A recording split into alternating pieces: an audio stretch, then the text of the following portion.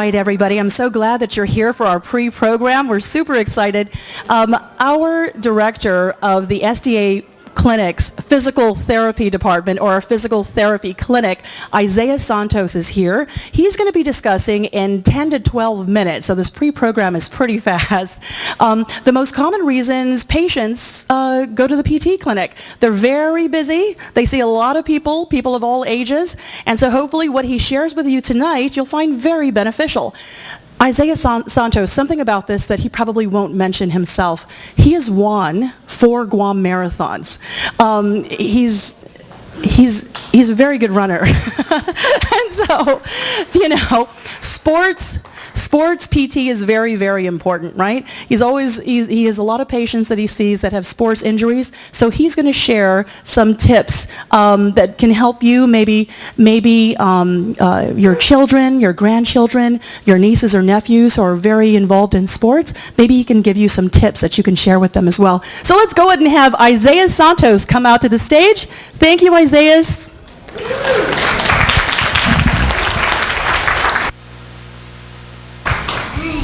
Thank you, Carmen, for the kind introduction.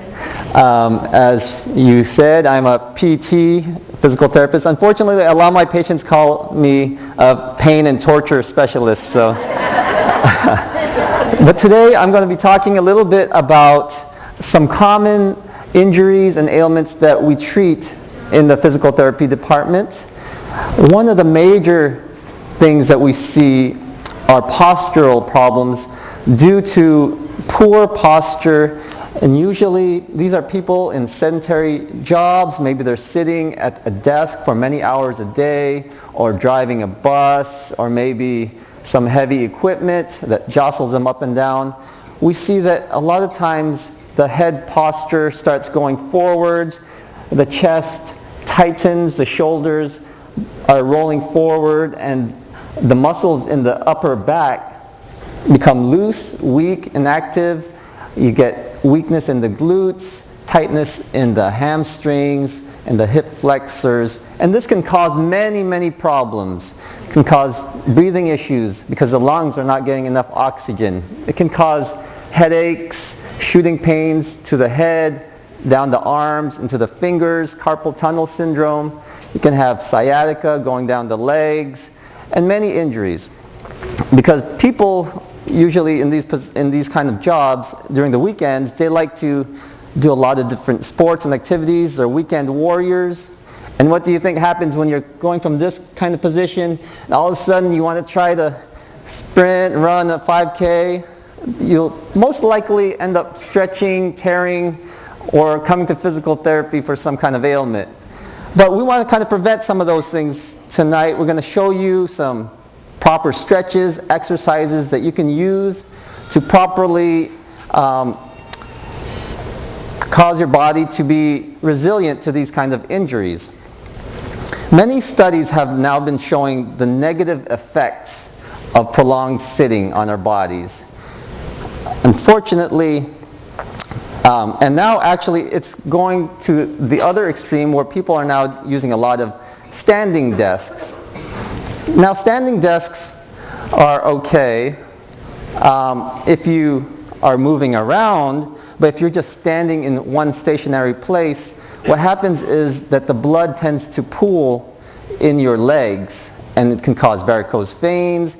It can cause increased stress on your heart, because now the heart needs to pump all of this fluid up a higher system, and it can actually cause increased heart problems. So what we like to recommend is, if you want to sit and stand, you can combine it. You can sit, there are adjustable desks that you can raise up. In physical therapy, what we're trying to implement now are rolling desks for the PTs, where we can kind of roll around in the clinic and walk while we see the patients. So that will decrease the amount of sitting time. Every 30 minutes, if you're in a sedentary job, you should try to get up and stretch for a few minutes, or just walk to get the water fountain. And when you have a phone call, it's a good idea just to try to stand up, talk on the phone, and do different things such as maybe having meetings walking around the park or maybe outside and doing creative things like that. Some people have even gone so far as having their work surface put up onto a treadmill so that they can walk as they work throughout the day. There are also many different seating surfaces that we can use. The picture on the left with a therapy ball is something that we see quite often as well. It is very good because it can decrease some of the, it can burn calories while you're just sitting there because you're using all your trunk muscles to keep you in place. The only negative for that is that if you're not accustomed to sitting in that position for a long period of time, your muscles get very fatigued and you might start to slouch and you might have even worse posture than if you're sitting in an ergonomic chair like the picture here on the right. It has good lumbar support and it keeps you less fatigued throughout the day so you can do your work. But again, it doesn't burn as many calories as when you're sitting on an unstable surface. Another thing that we're seeing more and more of is what they call text neck or many other names. It's caused mainly from people who are on their cellular devices, smartphones or other devices for long periods of time.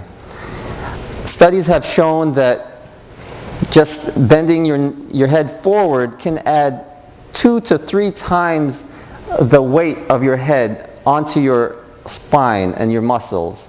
So we try to teach our patients to keep their phone up, higher, keep your chin back, take breaks. If you're going to be texting or browsing every 15 minutes, don't keep looking at it. It also causes eye strain. A lot of thumb problems for people who are constantly texting or are on their devices. We also recommend that they, do not spend more, again, like I was saying, more than 15-20 minutes at a time without taking breaks. This picture here just kind of illustrates the point that when your head is forward, the first picture here shows a normal head is about 12 pounds if you're in a normal and upright posture.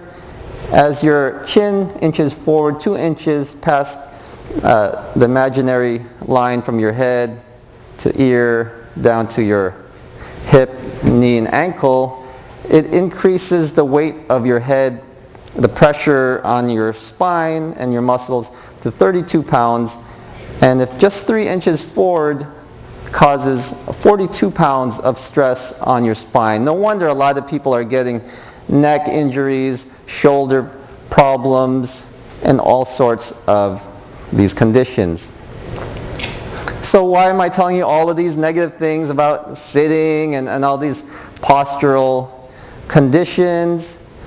Because a lot of these things are preventable. And I want to show you some quick, easy methods that can help not only prevent but also treat these conditions.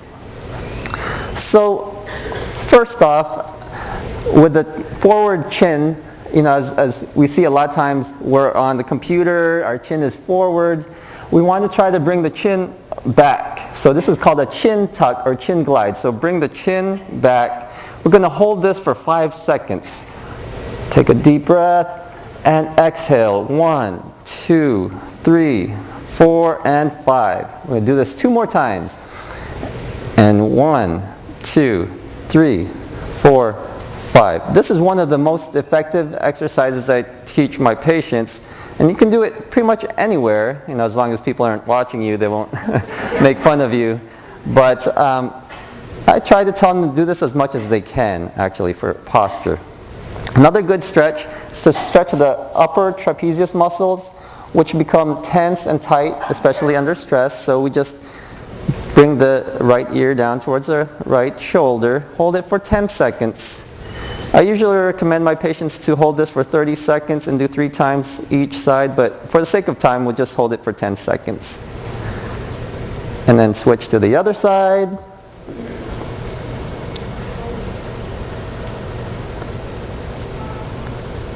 Okay, now let's look over the left shoulder just for 5 seconds. 1, 2, 3, 4, 5, and switch sides. 1, 2, 3, 4, 5. Now let's bring the chin down towards the chest. Hold for 5 seconds. And then look up towards the ceiling.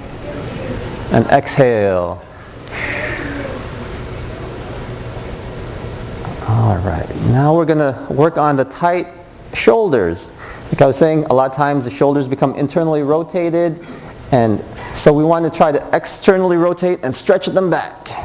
So bring it up, back, down, up, back, down, up, back, and down. And now the chest, a lot of times we have tightness in the chest. So what we want to do, bring the arms out, open the chest, take a deep breath, inhale, let all of that good oxygen into your lungs, and give yourself a hug and squeeze the air out. We're going to do this 2 more times. So breathe in, hold it, and exhale. We're going to do this 1 more time. Inhale. And exhale. Okay, a lot of times we also have tightness in the lats, the sides of the muscles, sides of your body here. So what we do, we just kind of reach across. Hold it for 10 seconds.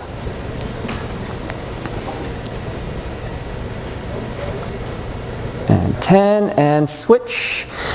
And 1, 2, 3, 4, 5, 6, 7, 8, 9, 10. Excellent. Next, we're going to work on our hips. The hips get really tight, especially with sitting. So we're going to do some hip rolls. Let's go ahead and stand up, everybody. Yes, this is going to be a good exercise. So we're going to go counterclockwise 5 times. 1. So when you do this, you want to tighten the muscles in your trunk so you can feel the contractions as you turn. So let's do 2 more. 5, and now the other way. Nice and slow.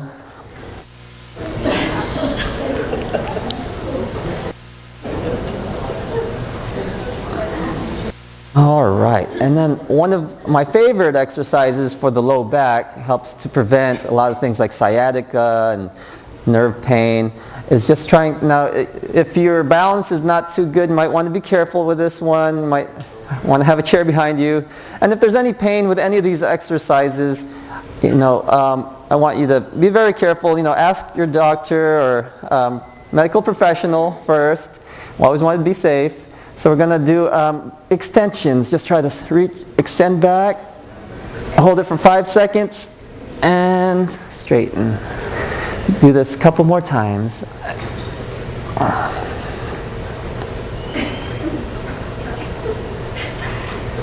And 1 more time.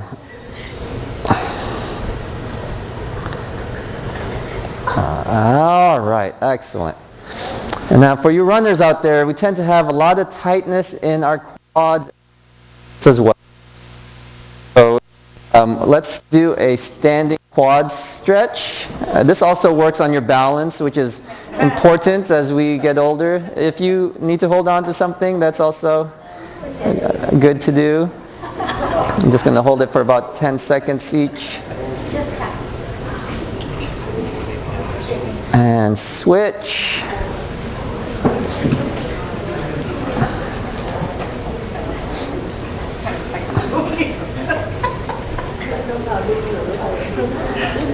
Okay, excellent. Also, the hip flexors are very commonly tight. This is a good exercise, especially for you runners out there.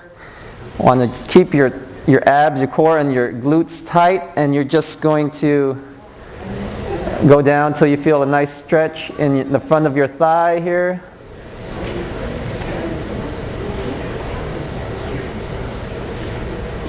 Okay. And switch.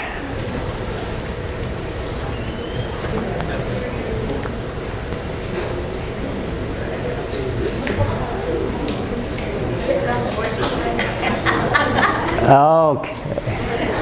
Our last stretch, this also works on balance, and for the calves, helps it helps with the circulation in your lower legs. So just kind of rolling your ankle in circles here, and then the other way. So this also stretches glutes while you're standing, and then switch to the other leg.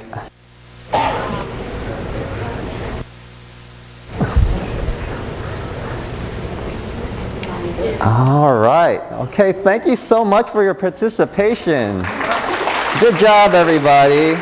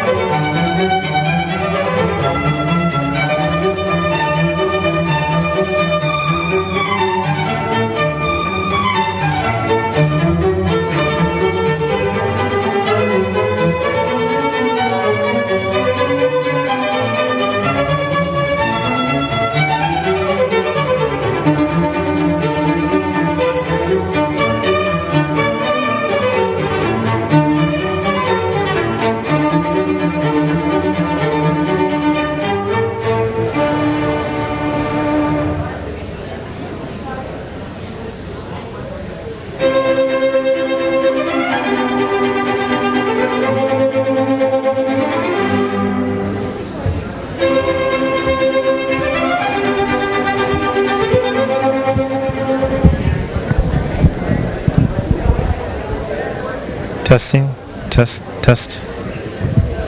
testing. Good evening, everyone.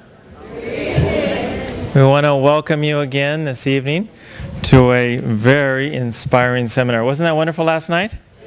Who was here last night? And who brought a friend? Oh, fantastic. You heard part of the lecture, didn't you? That's great. We're so glad you're here again. This is part 2 of 4 in a series entitled Get Your Life Back. It's presented by the Guam SDA Clinic as an outreach to Guam. And tonight we're going to hear Dr. DeRose and also his wife, Sonia DeRose, talk to us. She's a practicing physician as well. He is an author of many books. He's also an internal medicine physician, and he's board certified in preventive medicine as well. Both Dr. DeRose, Sonia, and David are talk show hosts for a radio station that is in 200 radio stations across North America. And we're really lucky to have them, aren't we? Let's pray before they start. Father in heaven, we're so grateful that we can have the DeRose family with us. We pray that you'll bless them tonight. In Jesus' name, amen. And now, to unlock the secrets of living leaner, sharper, longer, and better, Dr. David and Sonia DeRose.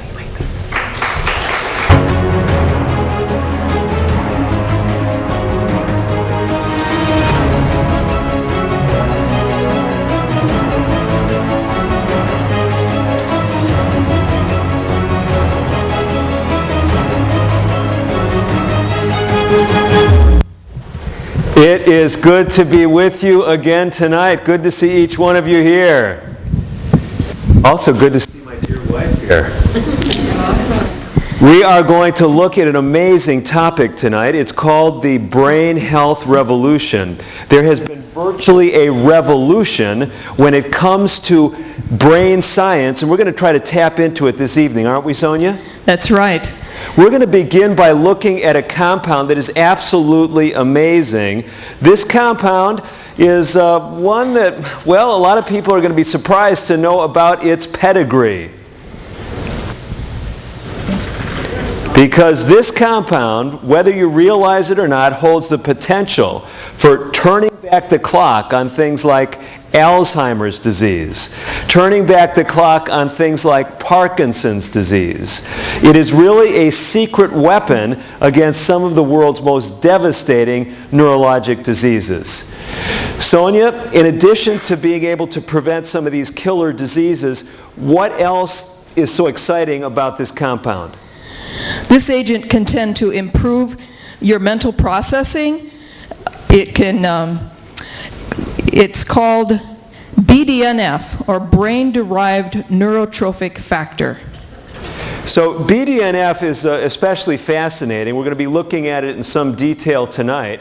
And one of the things that I find most interesting about it is BDNF actually works better than many of the things that have been touted to improve mental health. It's been actually shown, as Sonia alluded to improve cognitive function, but a lot of people in the addiction community are getting excited about it, aren't they? That's right. It can help in preventing or treating alcohol abuse. It also has appetite suppressant effects. So if you're struggling with appetite control, BDNF is something that you want to increase. BDNF, like I alluded to earlier, has these profound benefits that really can help with some of the conditions that really get a lot of attention when we talk about deteriorating neurologic function. Things like Alzheimer's disease and Parkinson's disease and even ischemic stroke. Sonia, we talk about different types of stroke. Just what is ischemic stroke? Ischemic stroke is when a blood clot goes to the brain and blocks off the blood flow to that part of the brain, and then that part dies. So basically, as Sonia pointed out, whether it's an actual blood clot or whether it's just progressive narrowing of a vessel, True. Thrombotic or ischemic strokes, these are strokes caused by blockage. It's in contrast to what type of stroke that we often have to deal with? Hemorrhagic strokes, and this is where a blood vessel in the brain can rupture and bleed out into the brain. So basically, What we're concerned about is really trying to give you tools to help optimize your brain health. If you can prevent strokes, if you can prevent Alzheimer's and Parkinson's, these are profound benefits. Now, Sonia, does BDNF guarantee you, if you've got good levels of it, does it guarantee you that you can't get any of these conditions? Of course not. But it does. But it definitely will decrease your risk. Now, one of the other real encouraging things, we're talking about disease, mental health is really a concern as well, and BDNF plays a role in this as well, doesn't it? That's right. It can help in preventing or treating depression. So how do we naturally optimize this compound? Because there really is no reliable way to take a drug or get some kind of injection to boost BDNF levels.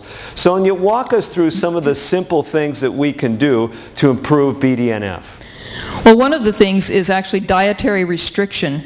So if you restrict the number of calories you eat, it will increase BDNF in your brain. They've actually done studies on rats with this. We'll look at each of these things in some detail. More later.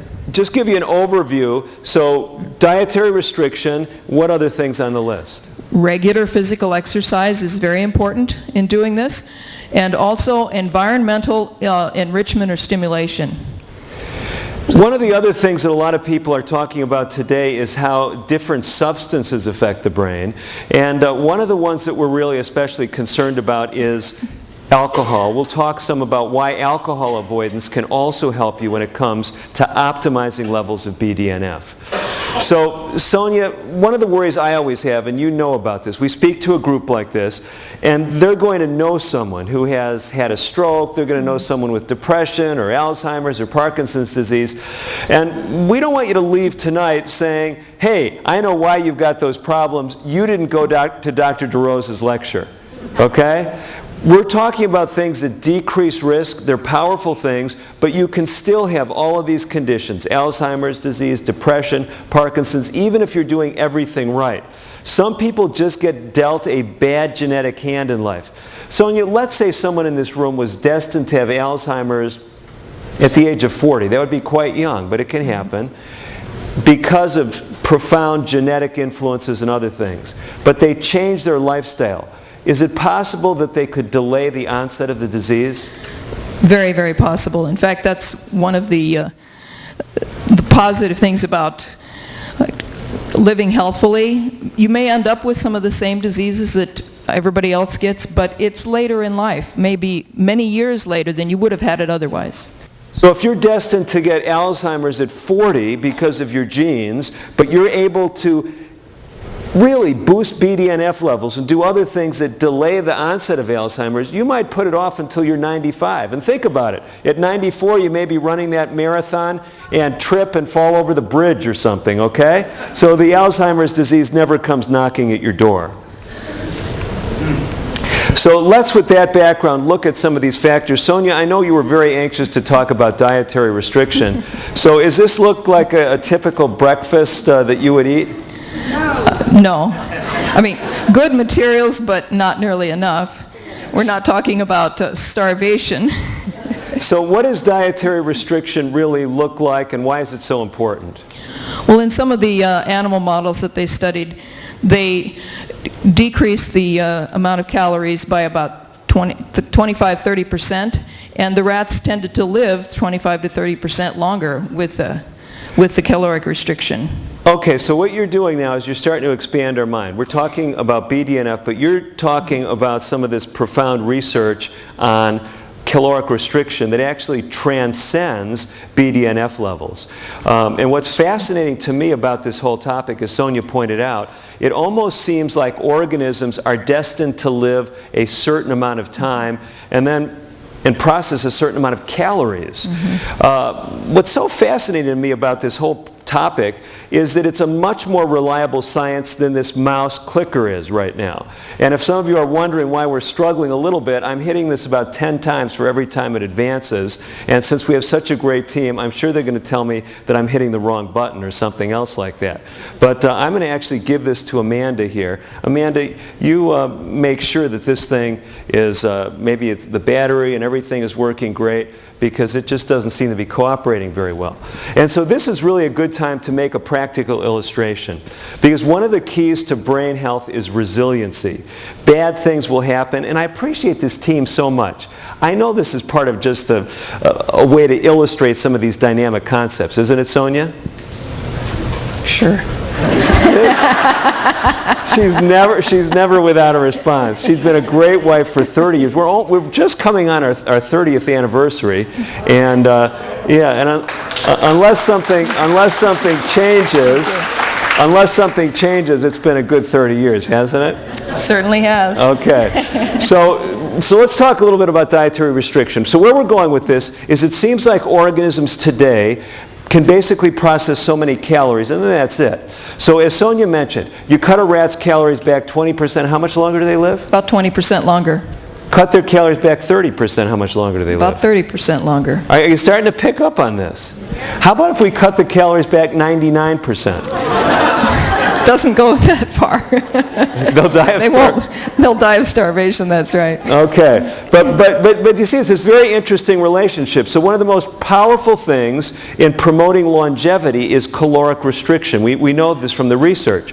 But one of the things caloric restriction does is it also raises levels of BDNF. Do we have any idea why BDNF levels rise with caloric restriction? Do we feel like we know why? Well, it puts a stress on the brain when it's getting less of its food source, and that stimulates the brain to produce this brain-derived neurotrophic factor, or BDNF. Now, see, this is kind of surprising to a lot of people, because many of us think that stress is bad. But stress, really, in appropriate amounts, is actually good. Now, a lot of people say, well, wait a minute, what are you talking about? Think about it for a minute. If you want to run a marathon, I've heard you've had some exposure in these very meetings to some successful marathon runners. Is this true? Yeah. Okay. So let me ask you a question. If someone's going to run a successful marathon for the month before, I mean, you know how long a marathon is? Yeah. Full marathon, how far is it? 26.2 miles. That's a long way to run. So the best thing you can do is really not stress your body before the marathon. Probably say a month or two before, just rest in bed. Is this a successful strategy to marathon running? What do you do to prepare for a marathon? You train. We use the word train, but really what you're doing is you're stressing your metabolism, but you're judiciously stressing it. Okay? So stress in judicious or regulated amounts is beneficial. Too much stress is harmful. So Sonia, you're talking about this moderate stress that comes from caloric restriction. Mm-hmm. When the brain is moderately stressed, it makes BDNF. So we're looking at things that you might say are somewhat uncomfortable, right? If you're wanting to eat supper tonight after the meeting and you decide, no, I'm going to try to improve my BDNF levels, what could they do instead? They could take a walk instead. Okay, they're going to take a walk instead of eating when their brain's calling for food. That's right. This is going to be stressful, isn't it? Oh, maybe, but I mean, in a certain sense, but it helps your brain to produce more of this BDNF. Okay, so Sonia, what she's doing is she's fast-forwarding us too, because not only does caloric restriction help improve levels of BDNF, but so does physical exercise. So physical exercise, how important is that as far as optimizing levels of this compound in our brain? It's really important. Daily exercise is vital actually to your health, not just to make BDNF, but of course for other reasons as well. Now, those of you that were here last night, we talked about the Methuselah factor. You remember that? The Methuselah factor. And the Methuselah factor actually is another name for what? Hemorrheology, or blood fluidity. For those of you that weren't here, it's the subject of our newest book called The Methuselah Factor. And the two things we're talking about, caloric restriction and exercise, are two reliable ways to boost your Methuselah factor. The second one's a review. We talked about that last night, right? That's right. But we talk about in the Methuselah factor the benefits of fasting as well. Sonia, there's a third thing on the list of things that can improve BDNF levels, and what is that? You are really I am. playing, she is playing along with me so great. You know what she is illustrating? She is illustrating right now, whether you realize or not, she is illustrating being challenged, okay? That's right. She's being challenged. Now this is, you I'm may not, producing more BDNF right now. that's right. She didn't want to make this look too easy tonight because some of you are, you're kind of wondering, where is this all going? Some of you are getting stressed by the slides not moving. This is distressing you. But we've got a great team working on it. And the other great thing about this is this concept that I want to give you. It's called environmental enrichment. Okay? Sonia, what is environmental enrichment? Well, let me give you a practical example. If someone has a pet rat or pet mouse, they typically have them in a little cage, right, with wood shavings and one of those little exercise wheels. There's not a lot in that cage for the poor thing to do. So it runs around and around and around on the little exercise wheel. But if you take that same rat or mouse and put them in a natural environment where they can dig and chew and run and make tunnels and climb and explore, their brains will produce much more BDNF than they do in the cage. So basically, how does that translate into human environment, in human situations? How do you enrich your environment? Actually, one of the things to do is to go out of your comfort zone. So Sonia, your comfort zone tonight was interacting, using the slides, and now they've turned them off, right? That's right. Okay. So Sonia actually is getting higher BDNF levels than she would have if we'd been interacting with the slides, you see? That's right. And all of you who've come here tonight, who's here for the first time tonight? Now you're actually getting a better boost to your BDNF levels than those who came last night. Now we don't want to disappoint you if you were here last night. Those of you who were here last night, who is sitting next to someone they don't know, whether you're here for the first or second time? Now don't raise your hands to this one. Who is sitting next to someone who doesn't really smell all that good? Okay, now, okay, please. Okay, what I'm getting at is if you're around people that make you feel a little bit uncomfortable, the situation is not too familiar. You said, who are these weird doctors anyway from California? All of these things that push you out of your comfort zone are actually beneficial. Oh, now look at this. Wow, we have got a clicker here. Thank you so much. And wow, it's actually working. This is amazing. This is a review now. You're getting a review. Those of you that like to read and are speed readers, you're actually getting the benefit of what we've been talking about. We didn't necessarily mention all these details, but this is powerful stuff. Let's mention this because this is really important. We'll step back just for a minute because we didn't talk about the caloric restriction and Alzheimer's disease. Sonia, play this out a little bit for us. Yeah, it's actually amazing. And the research shows that if Alzheimer's disease onset could be delayed even by 5 years, the incidence could be cut in half. That's pretty amazing. Do you understand why there's this relationship? So, Sonia, help them. When does Alzheimer's disease typically strike? Well, typically it's later in life. So if you can delay it, like they're saying, the studies show by 5 years, the person will have already died from something else before the Alzheimer's had a chance to set in. Isn't that reassuring? Okay. Actually, I know it sounds a bit humorous, but this is a real concept in preventive medicine. We call it compression of morbidity.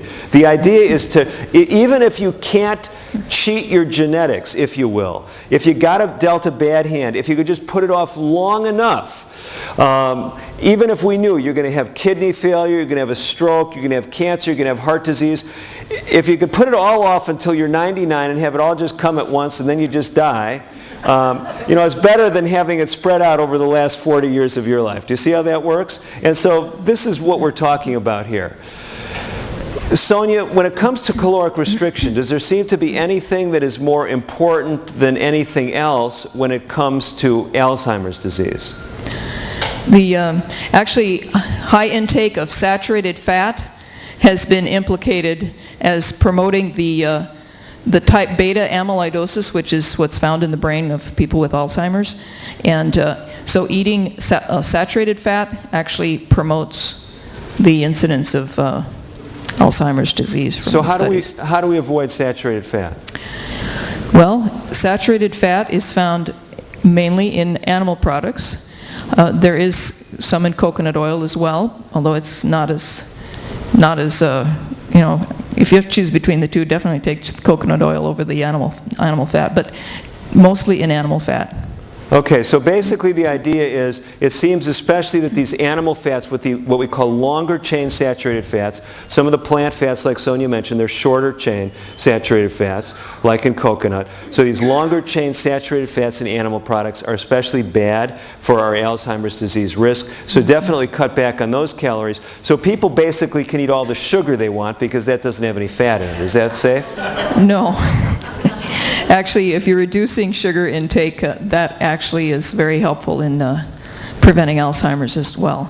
Yeah, so it's pretty interesting stuff. The other concept that you see here being illustrated is there's this relationship between obesity and diabetes that also plays into neurodegenerative diseases, right? That's right. So you can decrease your risk of Alzheimer's over 4-fold if you can turn back the clock on obesity and diabetes. How many of you know these folks here? Some famous folks of yesteryear. Sonia, do you think we need to tell them about some of these weight loss principles? I think it's a great opportunity to do that. A couple of ways that are practical ways to help you lose weight. One is eat to satisfy your hunger, not your appetite. And some people say, well, how do I know which is which? But hunger is a true physiologic need for food. So if you're really hungry, you'll be willing to eat anything that's acceptable to you to eat. Whereas if appetite is calling for a specific item, so say you want to go back for that third serving of lasagna, and you say, well, do I really need it? I'm really hungry. If you're really hungry, you'd be just as happy to still eat some more salad or broccoli or something. But if it's just a specific thing you're calling for, that's most likely appetite. Okay, so bottom line is, if you've got a question about whether it's hunger or appetite, we say just stop eating. You'll get another chance to eat at the next meal.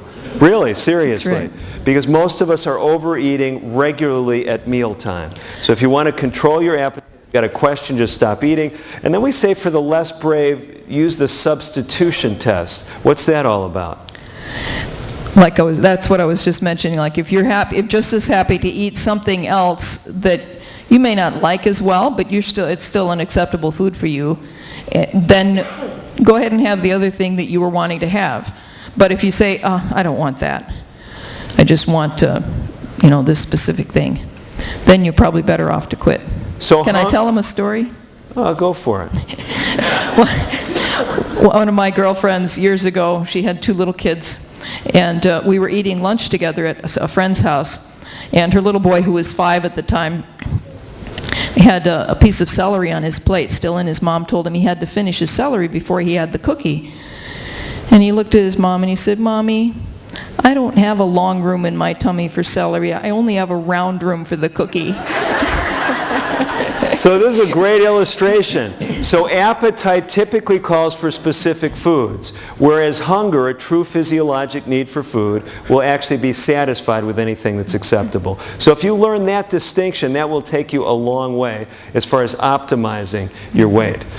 So periodic fasting is powerful. Just don't use periodic fasting with breakfast. Breakfast is very important to eat as far as longevity and as far as optimal health. We are going to hasten on because we're running a bit behind schedule. We've mentioned physical exercise, one of the things that can also boost BDNF levels, and this is really powerful stuff. It also helps you deal with stress, and with this stress of having you have to speed read, we are now at environmental enrichment or environmental stimulation. We've talked a little bit about this. Sonia gave you that illustration about moving rats into a real environment, but let's give you a little bit more illustrations of things that would enrich your environment. You're enriching your environment tonight. You're learning new things. You're interacting with people who are not normally your friends. You're feeling a little bit uncomfortable with folks who are speaking to you who don't know all the cultural practices here in Guam, and you might find that amusing. They don't know how to put protective creams and things on their head, and they're getting red skin and their skin is peeling. You're finding this very amusing. But whatever it might be, this protective effect of environmental enrichment starts early in life. And Sonia, what are some of the things we know about this? Well, for one thing, young people who learn more languages when they're young have a reduced risk of Alzheimer's disease as they get older. So really challenging yourself throughout life, whether you're young or whether you're old. So what would be a great way to kind of push yourself out of your comfort zone tomorrow night? Let's make it real practical. What could you do tomorrow night would not be something you're doing every single day, something out of the normal routine. Maybe you've only done it once or twice. What could you do tomorrow night? That's right. Some of you are connecting the dots. Come back here to the meeting. And tomorrow night we'll speak about high blood pressure, and then Thursday night we'll be speaking about diabetes. All actually very important in these processes. Let's hasten on to talking about alcohol avoidance. Why are we concerned about that? Well, alcohol impacts both the BDNF and other neurotrophin levels in your brain. And it's not a good impact, and so it's negatively affecting those levels. So let's just pause for a minute, because we've been talking about BDNF for quite a while. BDNF, brain-derived neurotrophic factor, literally means it's a factor that is neurotrophic. Aren't you impressed with my ability to explain things? What does that mean, Sonia, neurotrophic? Well, neuro refers to nerves, trophic refers to growth. So it's a nerve growth factor. And it's brain-derived. It's actually made by the brain. That's right. So BDNF is literally this growth factor made by the brain that helps the brain. Alcohol actually interferes with a number of neurotrophins. There's others beside BDNF, and alcohol is deleterious to these growth factors in the brain. And there's one called nerve growth factor. Alcohol doesn't help that. And it's also bad for BDNF. One of the places that hits the brain especially hard is in what's called the hippocampus. Why is that of concern, Sonia? Well, that's really important, where our emotions and feelings and memory, all these things, there's so many things in our brain that are affected by it. Yeah, so if you want to have optimal memory, you might say, well, this is kind of obvious. You know, people that get too much alcohol, what happens? They might even forget, they may not even remember anything. So it can have short-term and long-term effects on the hippocampus. So alcohol really, we're concerned about it because a lot of people over the years have been selectively speaking about alcohol. Sonia, is alcohol something that's health-giving? And the short answer is no. Granted, there used to be some. Do you want me to talk about the research with the heart disease, or? Go for it. Okay. Go for it. So, they used to say that you drink wine for your heart, but now the evidence is very clear that if you're on a good diet with eating plenty of fruits and vegetables, you get absolutely zero heart benefit from alcohol, from wine. Only the bad side effects from it. The reason that alcohol has some helpful compounds in it is because it's made from plant foods. Wine is made from grapes. You know, they're all made from plant foods of various sources. So it doesn't, making it into alcohol doesn't totally destroy all those good properties that the plants had in them. And so if you're getting benefit from it, it's because you're on a lousy lifestyle, not eating enough fruits and vegetables. Yeah, so it's really important because alcohol is really driving a lot of the problems in the Western world. It contributes to obesity, it contributes to high blood pressure, and it's a major risk factor for cancer. That's right, you see this graphic here. This is from a study that came out about approaching a decade ago now, in 2011, but other studies have replicated this. This is a huge study in Europe called EPIC, the European Perspective Investigation into Cancer and Nutrition. And Sonia, how did the researchers summarize their findings? They said that the cancer risk increases with every drink. So even moderate amounts of alcohol, such as a small drink each day, increases the risk of those cancers. And this is some other related take-home messages from this, it's really basically saying what Sonia said. This statement here is worded very carefully. So they say, even though light to moderate alcohol consumption might decrease the risk for cardiovascular disease and cardiovascular mortality. So who is it that could get some benefit from alcoholic beverages as far as lowering the risk of heart disease? Who is it? What group? That's right. Those who are on a poor diet, who Yeah, are not those on eating a- enough fruits and vegetables. That's right. If you're not eating enough fruits and vegetables, then you can be getting some of those phytochemicals, some of those healthful properties in the wine or the beer or other things. So the bottom line is, like Sonia mentioned, you don't want to be on a bad enough lifestyle that alcohol gives you any benefits for your heart, really. And the problem is, as the researchers conclude, the net effect, if you look at the cumulative health effects of alcohol, it's harmful.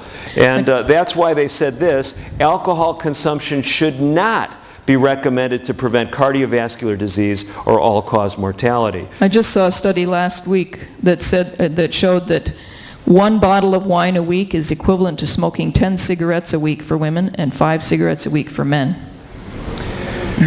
Cancer risk. And as these researchers put it, from a standpoint of cancer risk, the evidence could not be clearer. What does the last sentence on this slide say? That's right. No That's right. level of alcohol that's safe. Okay, so bottom line, alcohol impacts more than BDNF. It is harmful for your brain. It is harmful for your heart.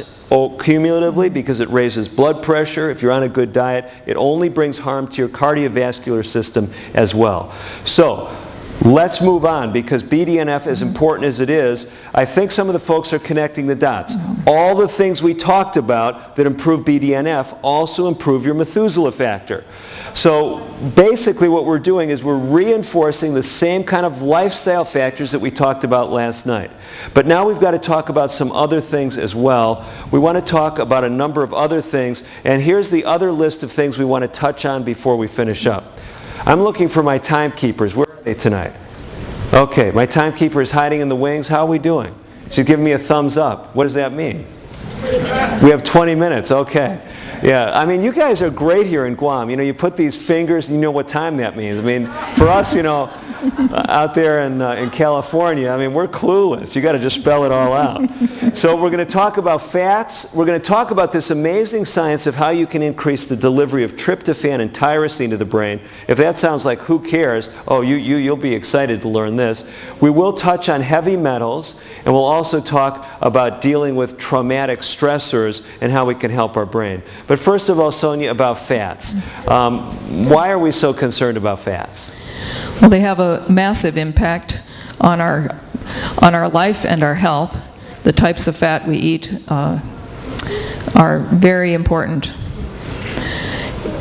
Now, some of the studies have shown that strokes can be prevented or decreased with increased consumption of omega-3 fats. Now, omega-3 fats, when people hear that, and we've got some research up there that's looking at fish, immediately people, when they hear omega-3 fats, they think fish. And that's correct, Sonia, it's because fish make omega-3 fats, is that right? Not correct because of that. No fish makes omega-3 fats. The reason that fish have omega-3 fats is because they eat plants and phytoplankton that has it in it, and they concentrate it in their tissues. Omega-3 fats are only found in plant products in nature, as far as ones that make it. So a lot of the initial research, when it talked about omega-3 fats, they were looking at fish consumption. But now the research is also looking at plant omega-3 fats. Like Sonia said, that's where omega-3 fats actually come in nature, plants. And they're finding that those omega-3 fats in plants seem to offer similar protection when it comes to preventing stroke. We're really concerned about this because we're talking about heavy metals a little bit later. What is the major source for many people of heavy metal exposure? It's fish consumption. So really, if you want to boost your omega-3 fat intake in a way that's sustainable for the planet, because there's not, I don't know if you realize this, there's not enough fish on the planet for everyone to get their omega-3 from fish. We really want to be emphasizing omega-3 fats from plants. Now, I know a lot of you have grown up in the islands and fish is part of your staple. We're not saying you can never eat fish, but our point is the omega-3 fat from plant sources avoids some of the problems that really have crept into the fish food supply because of all the pollution today. It's true. Even fish that are caught in the most pristine waters, far out in the middle of nowhere, up in Canada, they found in a study that we're actually more contaminated with heavy metals than the ones caught locally in the New York City area or someplace, just in the water right next to the city. And with acid rain, it takes stuff all the way around the world, so it's not like you can say, well, I caught it in clean water.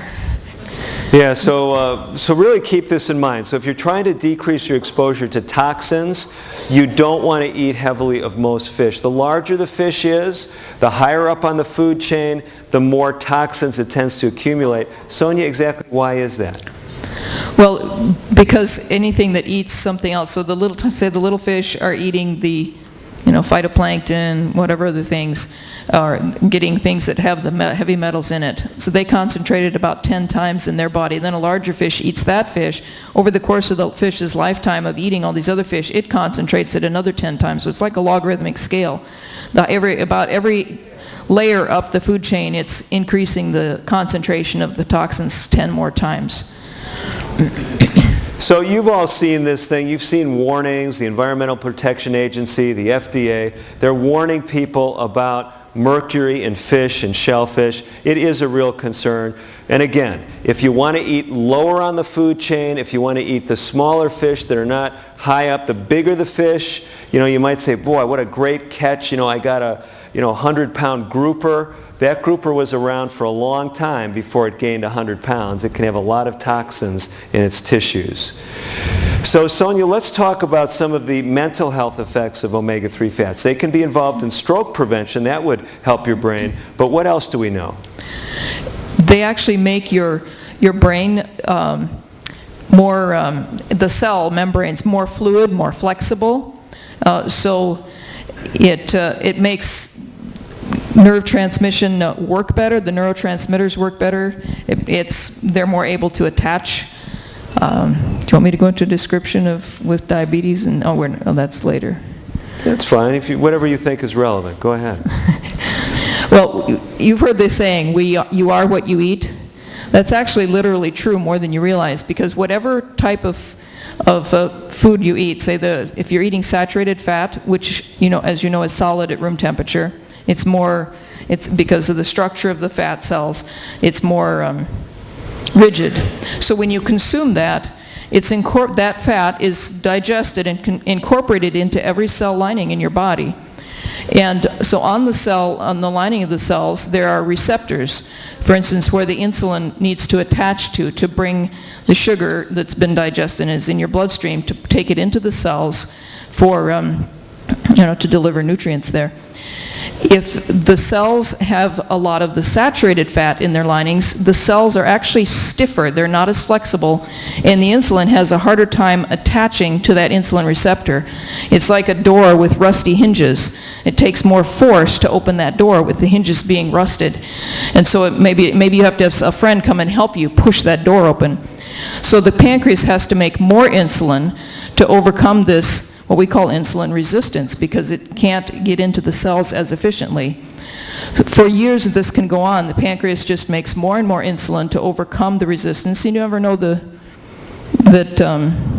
there's a problem. But then after a while the pancreas gives out. It says, I can't keep doing this anymore. That's when your sugars start to go up and you end up with diabetes. So basically the point that Sonia is making is when you eat those saturated fats, and the same applies for trans fats, the partially hydrogenated vegetable oils, the cell membranes are more rigid, and communication between cells in the body, optimal communication requires optimal fluidity of the membranes. Stiff membranes don't work well. They don't work well for nerve transmission with things like serotonin and dopamine, and it doesn't work well for signaling with insulin. So really important stuff, and that's why we want to eat more of those plant fats and the other fats like omega-3 fats. By the way, they also improve your blood fluidity. So we're talking about things that have multiple effects. So not only are they helping the membranes, they're helping your blood flow more smoothly, more fluidly, And that is helping you with that host of conditions that we looked at last night. That includes everything from mental performance to physical performance. Sonia, just as important as all this stuff is, there's a lot of connections with fat. We're going to be speaking about some of these things and how diet impacts your blood pressure. That's going to be tomorrow night. That's the subject of a popular series we first came out with on video called Reversing Hypertension Naturally, and it's also the theme of our best-selling book called 30 Days to Natural Blood Pressure Control. But for those of you who have some major event coming up tomorrow night. I know most of you have already rearranged your schedule to be here tomorrow night. We understand. You realize how important these meetings are. But others of you, maybe your son's getting married tomorrow night. And we understand that, only happens once. It's only supposed to happen once, right? And so you're excused if you have something like that. Others of you have, your C-section scheduled for tomorrow night. We understand how some of these things work. So a few of you have excused absences. But for the rest of you, for those of you that will be here, we're going to talk more about omega-3 fats and how they lower blood pressure. But for those of you that have the excused absences and can't be here, remember, omega-3 fats are good for your blood pressure as well. Right, Sonia? That's right. Okay, we're going to hasten on because we want to talk about some other things. Blood fats can impact your mental health as well, contributing to depression and other things. But we've got to talk about tryptophan and tyrosine. This is a fascinating story. It relates to serotonin and mood. Sonia, I think most folks have heard about serotonin, but just kind of give us a little overview on serotonin. Serotonin is what we call the feel-good hormone. It has a direct effect on your mood, on your mental attitude. And lower levels of serotonin can contribute to depression. If we restrict the building block of serotonin, which is tryptophan, and a person is depressed or has a tendency to depression, they're more likely to slip back into a full-blown relapse. If you have normal mood, you are at risk as well, especially if you have a genetic tendency to depression. So it's very important to have optimal serotonin levels, and you cannot make serotonin without the serotonin building block known as tryptophan. So exactly what is tryptophan? It's one of the amino acids, a building block of protein. So we call it a building block of protein. For those who maybe don't remember their chemistry from 50 years ago, amino acids are building blocks. What do you mean by that? Well, they are linked together in different formations to make different types of proteins. So there'll be, it can be many different amino acids linked together in different groups or different organizations, however you want to describe it, to make different proteins. So do you like the illustration that a protein is like a train, the amino acids are like the cars in the train? That's a good one. You like that one? Mm-hmm. Okay, well, I like that one. So if you have this idea that these are building blocks and bigger proteins, but they can also be used for other things, and one of the things tryptophan is used for is making serotonin, you understand just how important this is. Serotonin is important for a host of things. It's important for dealing with addictive tendencies. It's important for being satisfied after eating a meal. So it can help you not overeat. There's all kinds of benefits, right, that come when we optimize serotonin. That's right. That's why it's so important to eat healthy foods, like we were talking about the other night in the food demonstration. Foods that help, that have a lot more of these things in them. So we got a graphic here for how serotonin is made. Pretty simple process.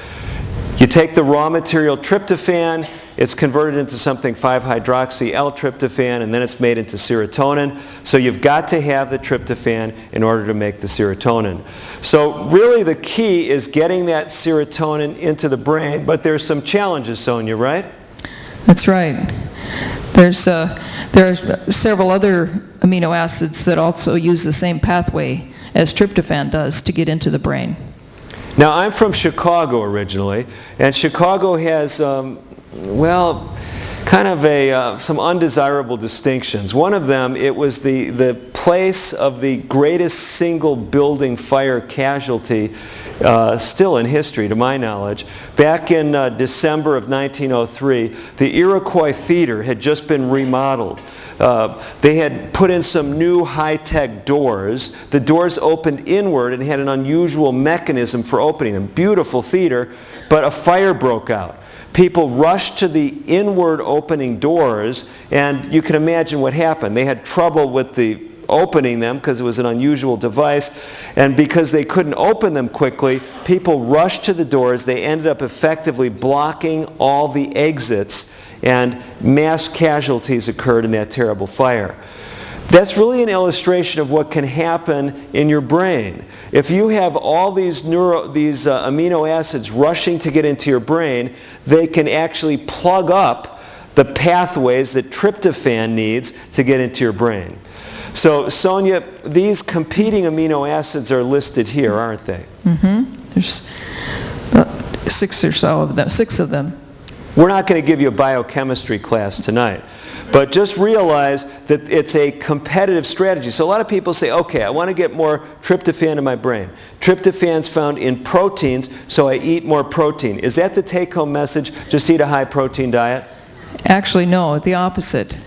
Because if you're getting a lot of these other hormones, other amino acids, then there's going to be more of them trying to use the same pathway to get into your brain, and it actually lowers the level of tryptophan that can enter your brain.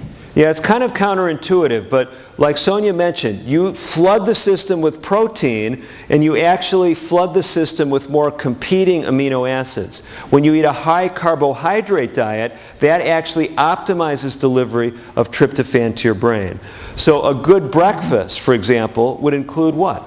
Some good whole grains, maybe like oatmeal or whole grain bread, bagels, whatever, with some nuts, seeds, maybe some nut butters, almond butter, tahini, peanut butter, some fruit, and something of that nature. So you're getting the whole grains, the high complex carbohydrates, the fruits, the nuts and seeds, very healthy, very satisfying, and nutritious. Now this is kind of deceptive, this graphic here, but we're putting it up for a reason.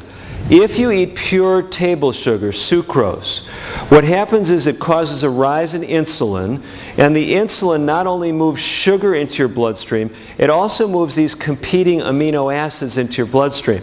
So one of the reasons why some people have a boost in their mood when they eat sugar, it's actually moving more tryptophan into their brain. So there's actually a reason why sugar can give you kind of a boost, but the problem is the sugar then tends to bottom out your blood sugar because of the insulin responses. So we don't encourage you eating more sugar to get more tryptophan into your brain, even though it does have that effect. And it does help people understand why they sometimes crave sugar or sugary foods when they're feeling down, doesn't it? That's right. Our more practical strategy, though, is illustrated right here, and that's illustrated with what Sonia mentioned. You eat a lot of carbohydrates in your breakfast, eat a lot of whole grains, eat a lot of fruits. And what happens is you're seeing here these relationships. Look at the blue bars and compare them to the green bars. The green bars is when you're on that keto diet. You're eating lots of protein. What it does is it depresses the tryptophan in relation to those other competing amino acids. It interferes with tryptophan delivered to your brain. The contrast is in the blue, where you optimize tryptophan delivery to your brain when you eat more of those carbohydrates. So it's really important. We could show you the same graph for tyrosine, couldn't we? Same thing. Tyrosine, why is it important? It's another, with these amino acids, it's very important for your mental attitude, mental mood, stability. Yeah, so tyrosine is a precursor. It's a building block for dopamine and norepinephrine, these other neurotransmitters. And like Sonia said, if you want to have optimal mood, if you want to deal with stress optimally, you need to get tyrosine into your brain as well. And it has the same relationships like tryptophan. Go on that keto diet, and you're going to be depressing the amount of tryptophan and tyrosine getting to your brain. Some people can function okay for a while on it, but it seems like no one can stay on these ketogenic diet and Atkins diets long term because they can't keep optimal mood. They can't keep the edge and optimal stress management. Some of you here might be saying, but I've been on a keto diet, Dr. DeRose, for 2 months. I'm losing weight. I'm feeling really good. But you may have good neurologic functioning, but it does not hold up long term. That's all I'm saying. The amount of time you can stick with that kind of diet is limited, and it puts a stress on your kidneys and raises inflammation as well, as we alluded to last night. The other thing is, with the keto diet, you're consuming large amounts of the saturated fat, typically, which is worsening the insulin resistance. Pardon me. So it's making the root cause of diabetes worse, even though your sugars will be better in the short term. Now, if some of you have been stressed seeing these slides flying by you, the good news is our DVD called The Brain Health Revolution has pretty much all these slides in it. So some of you will be wanting to pick up that DVD series at the end of tonight's presentation. Are they really here available for sale tonight? They are, okay. But remember, those of you here last night learned the secret. And I feel I want to give equal access to good information. So we're not trying to sell anything here. We're trying to promote community engagement. And the SDA clinic here in Guam, they're going to be showing my popular DVD series called Longevity Plus. And that's coming up on Sunday. You can watch it free. Now, they won't be showing the Brain Health Revolution, but we've got another strategy where you can watch that for free.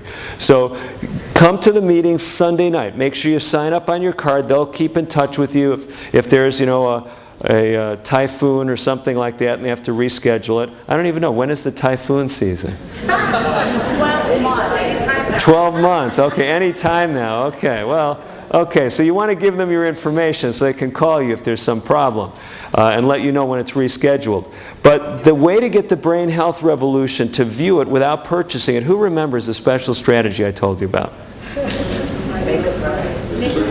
That's right. You stand by the resource table, wait until someone else buys the Brain Health Revolution. You remember this?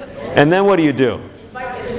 That's right. You introduce yourself. Invite yourself over to their home. That would be too forward. The better strategy is invite them to your house to watch the Brain Health Revolution, okay? Listen, heavy metals are bad. And one of the ones that's surprising, we talked about mercury some. Another one is iron. Too much iron is not good for you. If you didn't already get the message last night to donate blood, there's another reason why you may want to think about it.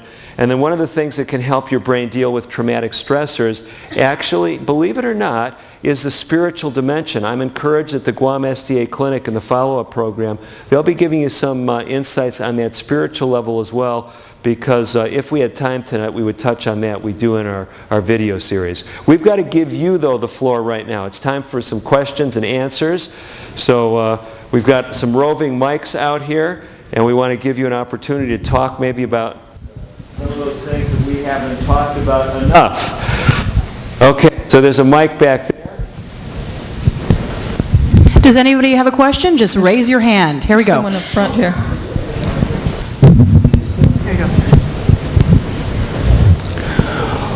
What is your take on dairy foods?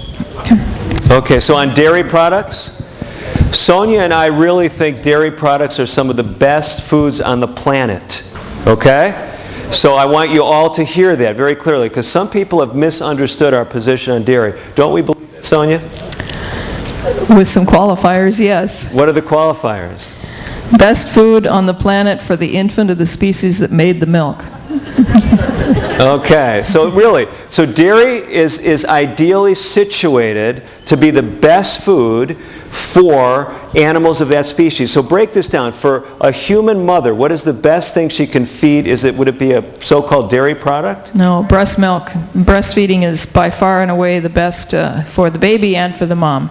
Because a baby is a human species and the mother's the human species. That's right. Each species, the breast milk from each species, or the milk from each, is designed specifically with the right amount of protein, carbohydrates, fats, to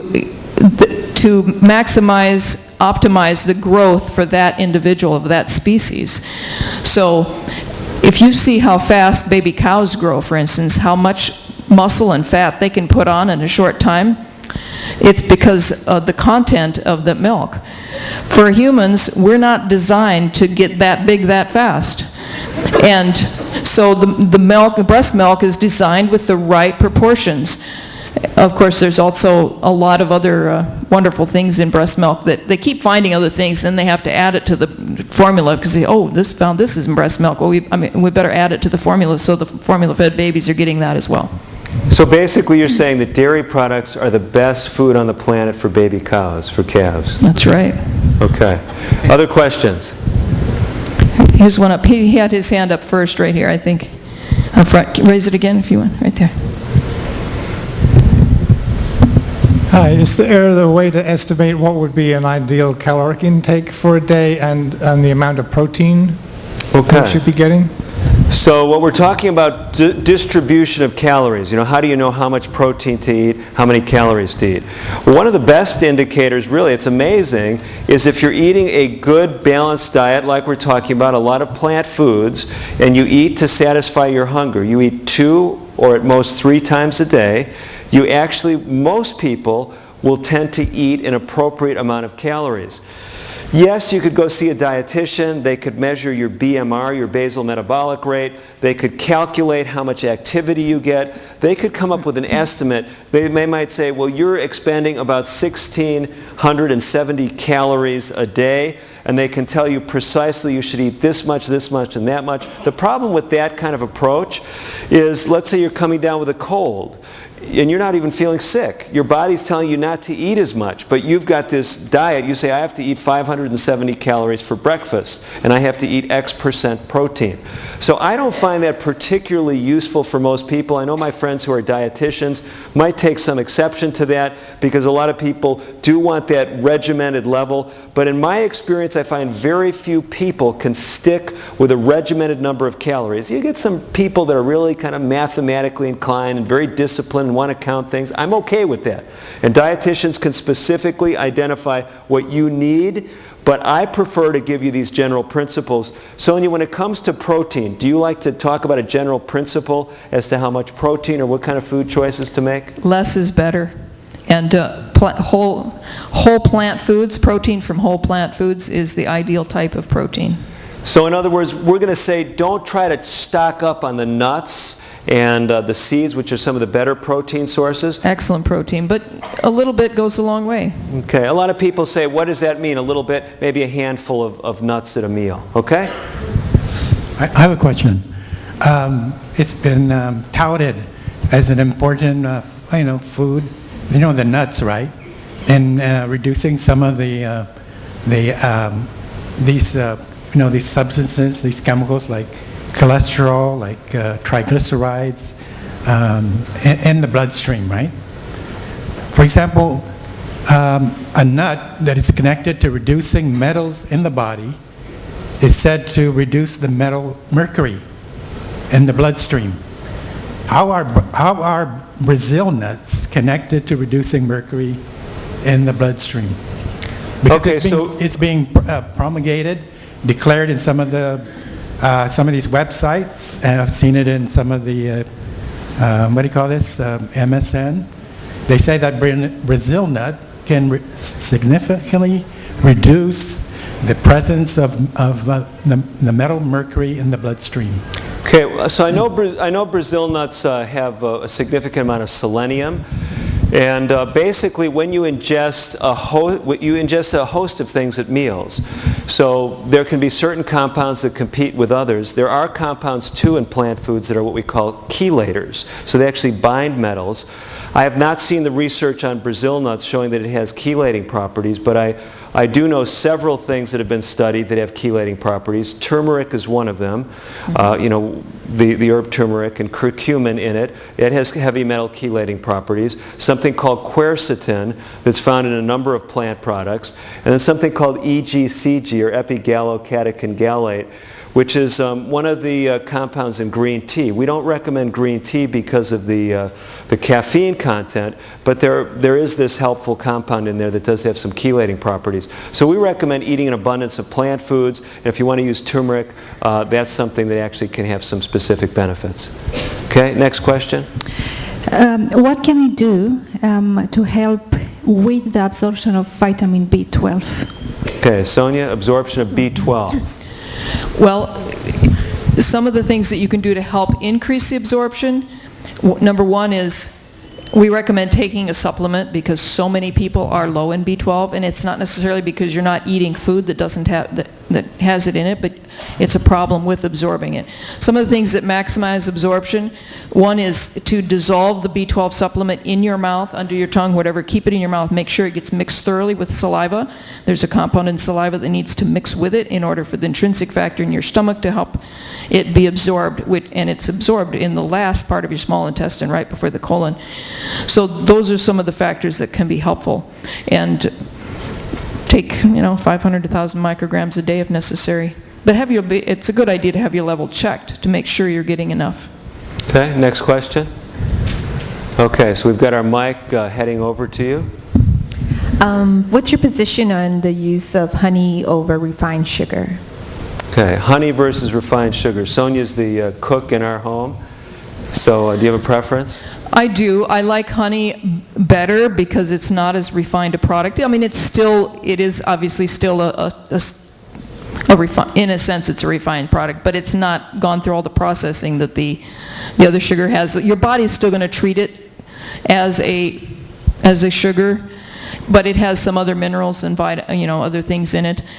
The bottom line is be judicious with any sweetener that you use. Emphasize more using, dried fruits and that kind of thing. But I do use a little bit of honey when I need something to sweeten something or in baking or whatever. Okay, the mic is making its rounds. Carmen is the one whose attention you've got to get. She's in back.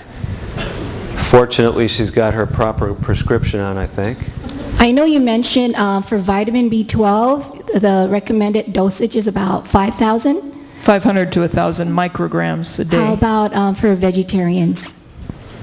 Typically, 500 to 1,000 micrograms a day. If your level is low, you should take even more than that. I mean, if your level is really low, we'll have you take shots to get your level back up because it will absorb faster. So our needs for vitamin B12 are actually very small. You only need like 5 micrograms a day.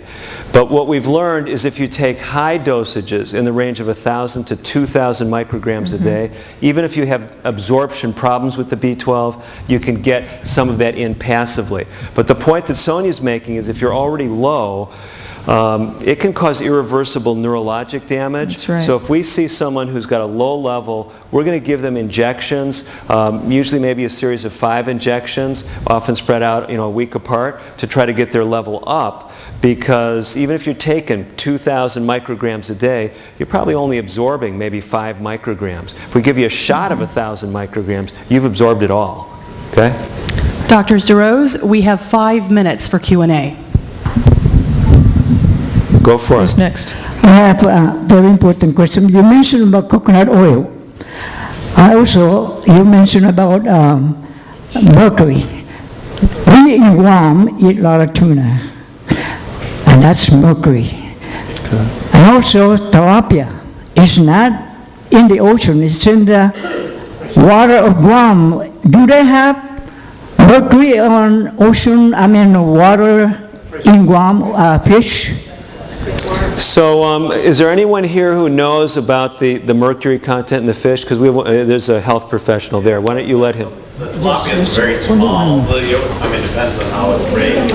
He's responding to your question. Yeah, it usually eats vegetative, so it doesn't have very much.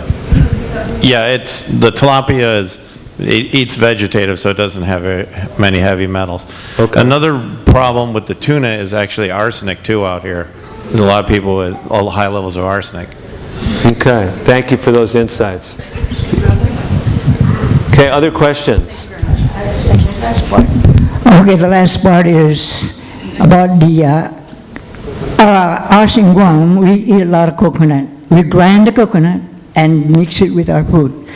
I wonder if that is one of the good or bad things about what you just said about watch out. Yeah, let me just emphasize what Sonia mentioned. So when it comes to fats, the fat in coconut, we would feel is superior to any of the animal fats.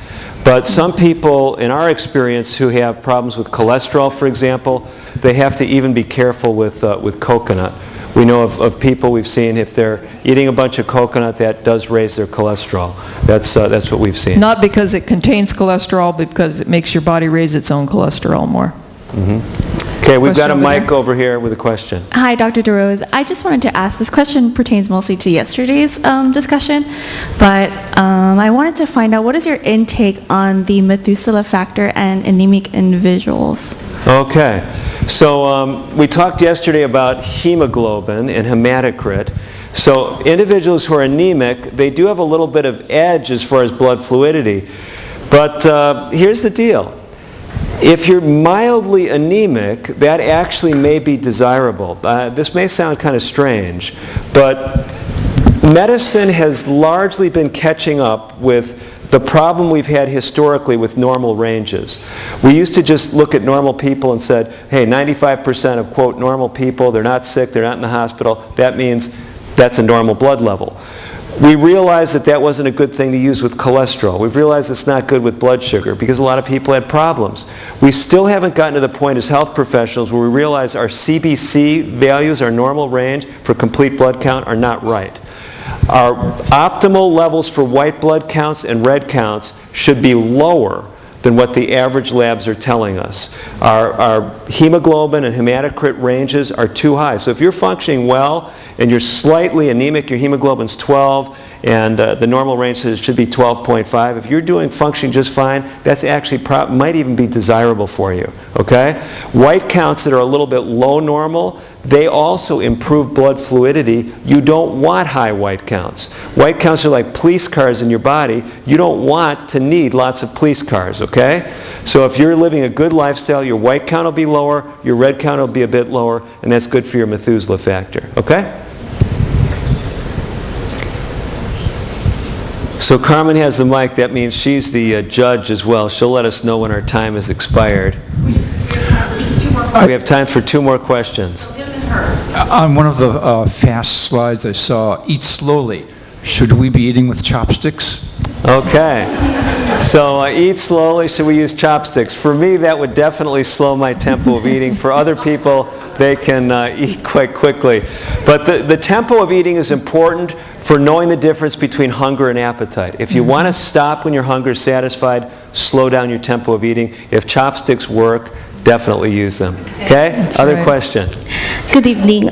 For depression and anxiety, which I believe is a big issue today, doctors prescribe SSRI like Prozac for 1 to 2 weeks or up to 8 weeks. Can you replace SSRIs to diet to have enough serotonin? And another question is for melatonin, replace melatonin for improved sleep.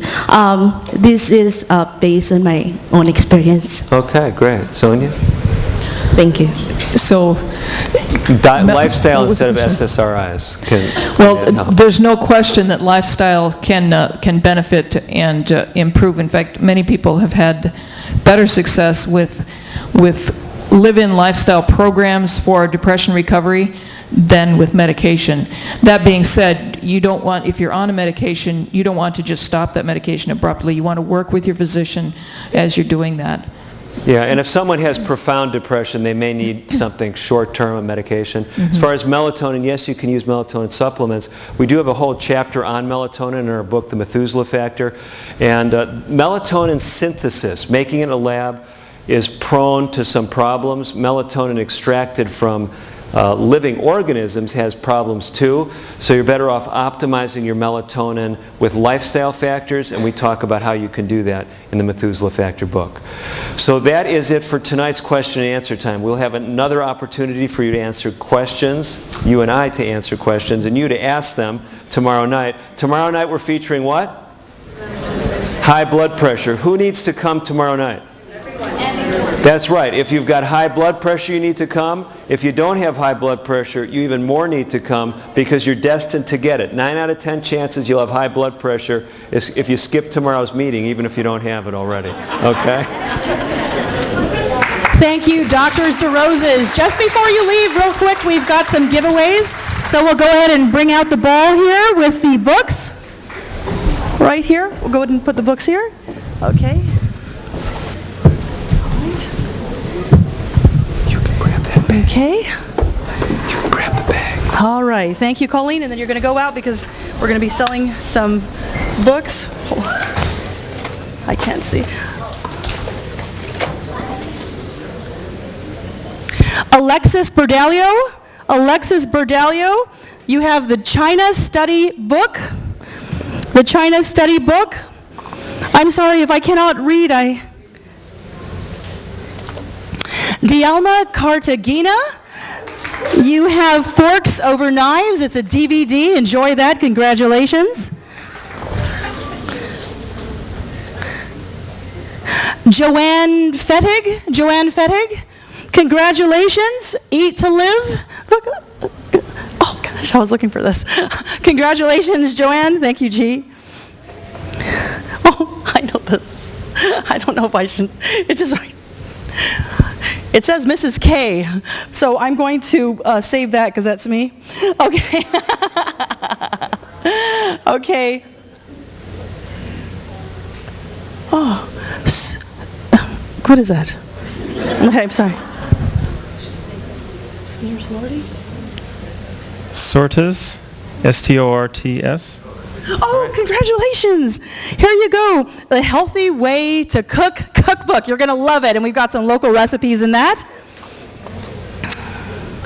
Shirley Leon Guerrero, congratulations. I'm sorry, Doc. We have a Healthy Way to Cook cookbook for you. And these are all courtesy of the Guam SDA Clinic, where your health is our mission. Vicki Cruz, congratulations. Yeah, a recipe book. Here you go, sir. Cynthia Tekalik, are you here? Oh, congratulations. We've got a recipe book for you. Enjoy that. I'm going quickly. Listen. Where's Dr. DeRose? Okay, I'm going to give away one Methuselah factor.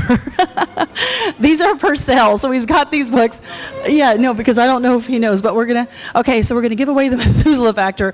This is an awesome book. He just released it a couple of months ago. His other book that was released, you know, it's a top seller right now on Amazon. This is also on Kindle, but that's not important because we have the paperback right here, right? And it's really awesome. If I were to go through the table of contents with you right now, you would see that there's a lot of information. First half, obviously, right? It shares a lot of knowledge. And then there's actually a workbook at the end. There's a program that you can go through on your own, and you'll see that. So let us see. I don't want to pick this person. Could you? No. No, Dr. Robinson, not you, sir. Okay, here. Mary Kroll. Congratulations. Thank you all for being here for night 2 of our Get Your Life Back series. We're so glad that you could be here. Please come back tomorrow at 6. Come earlier so you can sign in. We are selling books and DVDs right now. All books are on sale for $20. The ladies out there can help you. Thank you so much for being here. We'll see you tomorrow. God bless you.